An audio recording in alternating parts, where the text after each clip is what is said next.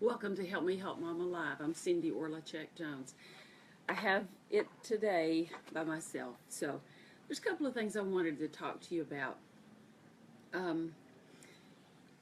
You're doing a great job as a caregiver, and I know it's a hard job, a bunch of different tasks that you're doing.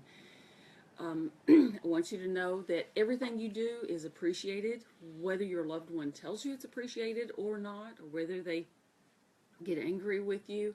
Understand it's probably not them, it's the disease that's causing the anger. But you're doing a great job, and do the best that you can.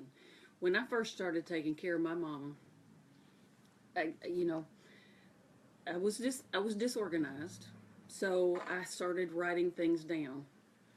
And I want you to do this too, because if something happens, you get sick, or if you get the flu and you cannot be there because you don't want them to get it, you have to leave for a couple of days, you need to have things written down so that whoever steps in does what your loved one needs.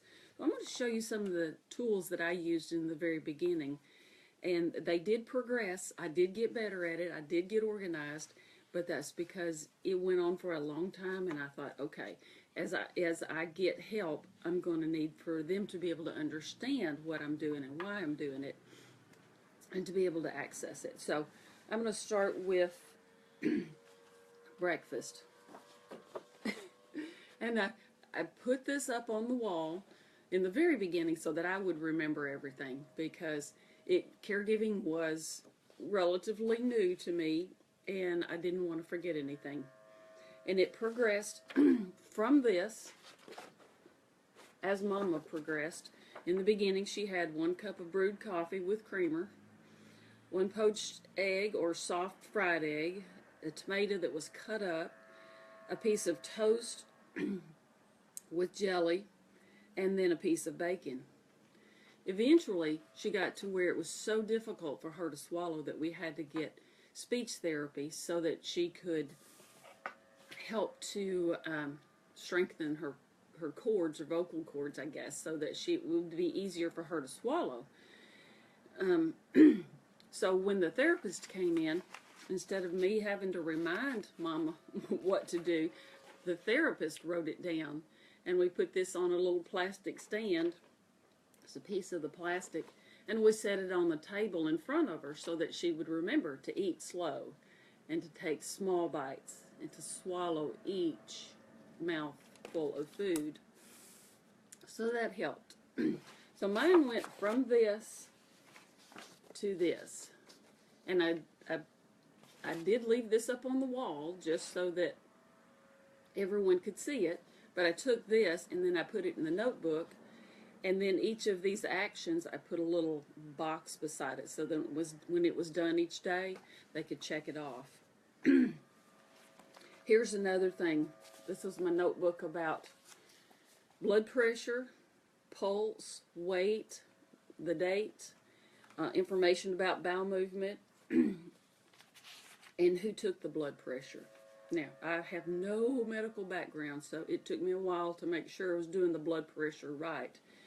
But having these notes week after week, month after month, was really important, because when I look back, I could see how different things were changing, how the bowel movement was changing, how her blood pressure was changing, how her weight was changing.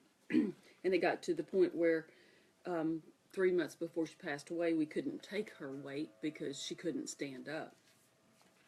And all of these records were very important, because if there was a drastic change, for example, in the pulse or the blood pressure, I could call the nurse and get them to come check and see what was going on. So if this is the best you can do for right now, get a notebook and start writing all of this down, because when things change, you may need to contact the doctor or the nurse and get some help with that. Yeah, see, it even got it got in the way, and it got wet, and yeah, but it progressed. It went to this eventually, and then I put it in a notebook, because I did get some help toward the end, after Tina told me, you got to get some help, because it was about to kill me. So that's what I want you to do, if you will. Write in your journal today where you started. Did you start with something like this? Have you progressed to something like this? Even if you've made just a little bitty tiny improvement, you're doing it for your loved one, and you want to make sure that they get what they need when they need it. So put it down in writing in the event that you cannot be there. I want to close with a comment from one of our viewers. You have to be patient with your loved one, the person that you are taking care of. They are slower and they feel bad that they cannot do for themselves like they used to. So put yourself in their position, and how would you want them to treat you?